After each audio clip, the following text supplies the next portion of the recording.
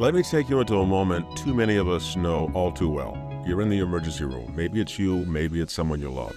The questions start coming fast. What medications are you on? Allergies, surgeries. You try to remember, was it your primary care doctor at the Cleveland Clinic, the antidepressant from a Teladoc visit, the statin from CVS MinuteClinic, or was it your Apple Watch, which flagged something odd last week? But no one here sees any of that. It's all floating in different places, disconnected, siloed.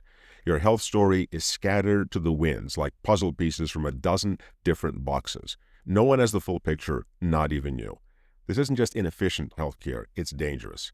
And in some cases, it can be fatal. I'm Tom Koulopoulos, and this is Foresight Radio, where we look at what's coming next and what we need to do to get ready for it. Today, we're going to talk about one of the most obvious and yet most elusive changes that we need in healthcare: a single, lifelong, cradle-to-grave, AI-enabled national health record. Now, we've been here before. Not long ago, we were told that electronic medical records, EMRs, would solve this. They were supposed to streamline everything, make care seamless, but the result? A fragmented mess. Hospitals spend billions, physicians bury themselves in digital paperwork, and patients, we ended up in even more isolated data silos. One hospital's EMR can't talk to the local pharmacy. The insurer's system doesn't read your hospital visit. Your Fitbit, your Apple Watch, your health apps and wearables, they might as well be invisible. And that disconnection has severe consequences in terms of costs and in terms of healthcare outcomes. A study in the Journal of Patient Safety showed that 1 in 5 patients experience delays in care because critical health data is missing. When I was writing Reimagining Healthcare, I spoke with a woman in Dallas, Maria. Her mother's biopsy results vanished between systems. It took 3 weeks to locate them. 3 weeks of uncertainty, fear, and in the end, a delay that changed how her treatment unfolded. That's not just a technology failure. That is a human failure. The irony is we have some of the most sophisticated healthcare technologies in the world, but we can't manage the basics. We have MRIs that can scan down to millimeters, robotic surgeries that reduce recovery time, AI that can flag tumors on imaging scans better than any radiologist can. But if a doctor doesn't know what meds you're on, doesn't know your medical history, doesn't understand your behavioral patterns, all of that can be wasted. And it's not just life and death emergencies, it's everyday inefficiencies. Think about the number of times that you filled out the same clipboard of information over and over, because each provider is starting from scratch. In a world where our phones know what we'll order before we know, it's absurd that healthcare still doesn't know who we are until we hand over a plastic ID. So why don't we fix it?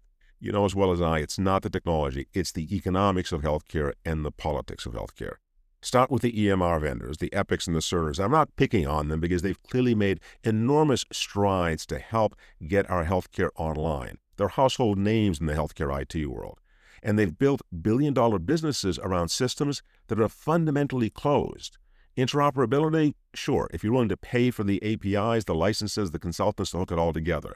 But they profit from fragmentation. Hospitals, meanwhile, are locked in. Switching systems costs millions and creates silos and chaos. So instead, they make do.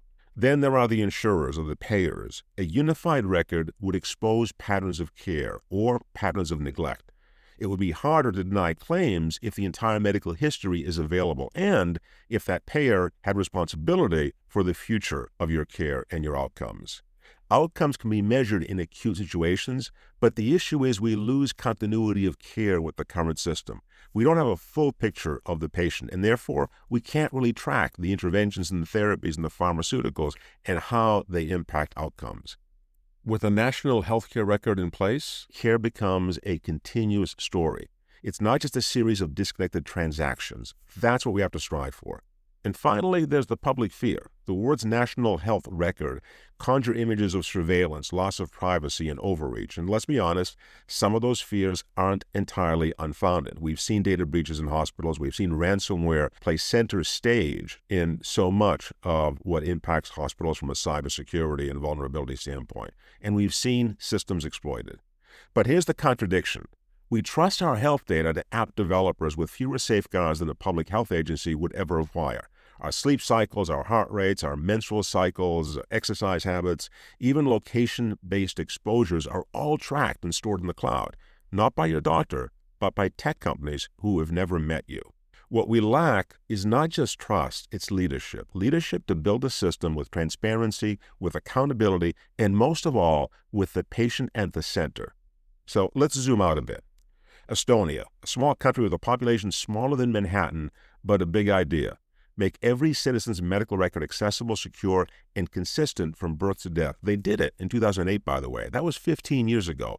And the result? Doctors save an average of 9 hours per week. And I would amplify that. I think that from my experience, doctors in the U.S. spend up to 50% of their time entrenched in the medical record. I mean, how often have you been to a visit with your doc or a nurse practitioner and they spend most of their time looking at a screen rather than looking at you? In Estonia, on the other hand, all of that is stored on the blockchain, a consistent and continuous national healthcare record from cradle to grave. Is their system perfect? No, but it works, and it's certainly a proof of concept that we need to pay attention to. And then there's Saudi Arabia. I was recently in Jeddah working with their Ministry of Health. They're not patching an old system. They're actually building something new, a national health platform in the cloud designed to integrate AI from the very beginning. It's part of what they call their Vision 2030 initiative. And while the politics of centralization are always complex, the ambition here is clear. Don't just record health, but predict it. Create a continuous system of health that follows me from cradle to grave and provides the provider and the payer with visibility into my entire healthcare history and responsibility and accountability for my outcomes. Now, in theory, what I just described in Estonia and in Saudi and their AI will be able or should be able to spot risk long before systems emerge. I mean, think about a diabetic patient whose glucose numbers are borderline, but who's also living in a region with high air pollution and has a family history of kidney failure. This system, the one I'm describing in Saudi, can connect the dots, flag risk, and alert a provider before a crisis hits. And yes, as we said, there are risks to centralized data. There always are. But those risks are governance issues. They're not technological ones. And other countries are experimenting with this as well. Finland has a national healthcare record. So there are benchmarks out there. But in the U.S., we're still arguing about whether to even start. And here's where it all comes together.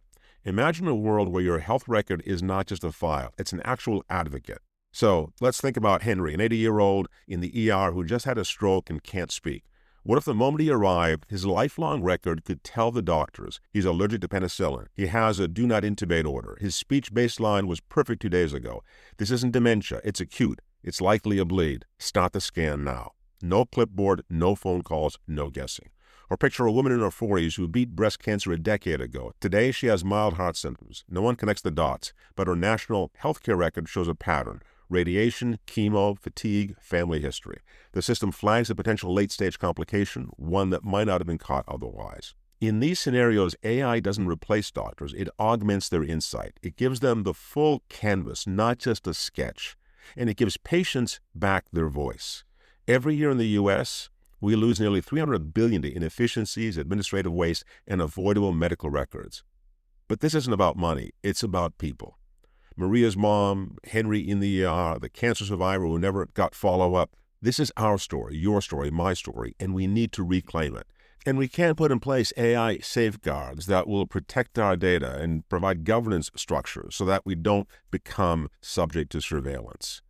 And look, I'm not talking about a single-payer system here. This is separate from what we currently have in place. I'm talking about putting in place a national healthcare record that both payers and providers have full access to.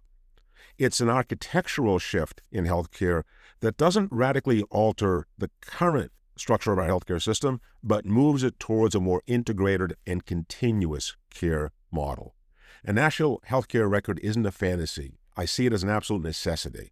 We cannot fix healthcare without this cornerstone principle in place. The fact is that we have the tools, right? We have the data. What we need now is the will, the political will, and the ability as a society to demand that our healthcare data provide us with a continuous view of our entire history. Providers, payers, pharmacies, clinics, wearables, retail, healthcare, all of this in one centralized place.